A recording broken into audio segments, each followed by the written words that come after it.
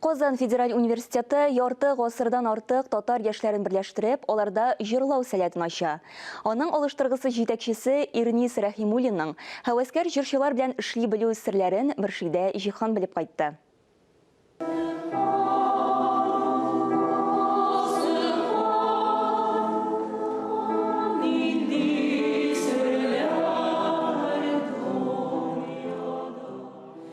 Күп кенә танылган кешеләр, хәзерге галимнәр, язучылар, шагыйрьләр, журналистлар һәммәсе дә студент чорларында Ирнис Рәхимуллин мәктәбен узган.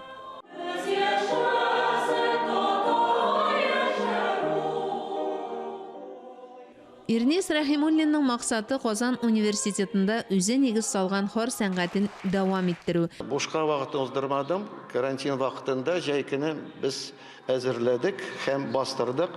Шундый яңа җыентык, җырланмаган әлбәттә. Ул икенче китап, беренче китапта бар иде 27 әсәр, биредә 24. Бу җыентыкта ул бик бай минемчә, чөнки анда классика да бар, бөтен дөньяның милләтләренең халык көйләре һәм татар халык көйләре әлбәттә. Концерт программасы гел яңартылып тора. Араларында Ирнис Рәхимуллин эшкәртүендәге татар халык җырларына тезмәләр, автор әсәрләре дә бар. Ирнис абыйның үзенең шәхси җәлеп итүендә дә ниндер бер сер бар дип әйтәсем килә. Ул үзе дә күңеле аның яшьләрнеке кебек инде җиңел, безнең белән бер дулкында бара ул.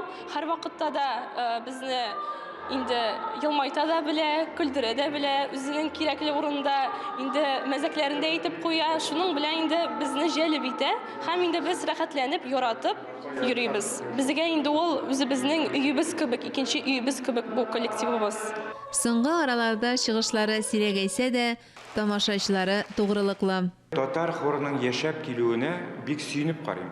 Мин инде әллә таркалып та китәмсең бу хор, нишләп соңгы вакытта күренми дип уйлый торган идем. Ләкин таркалмас. Ирнис абый кебек үзенең фидакар хезмәтен куеп эшләүче кешеләр булган вакытта алар таркалмаячак. Алай гына түгел, күрәсең ул ничек таләпчән.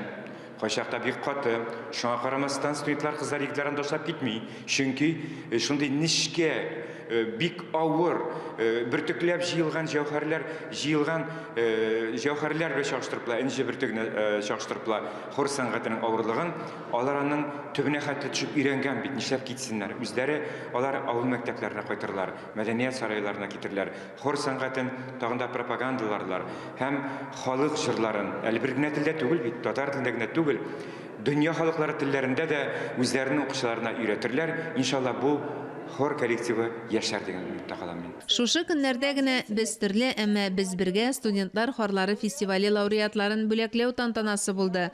Казан университеты хоры һәвәскәрләр арасында беренче урынны алды. Мөршидә Җихан, Таһир Хәсәнов, Татарстан яңалыклары.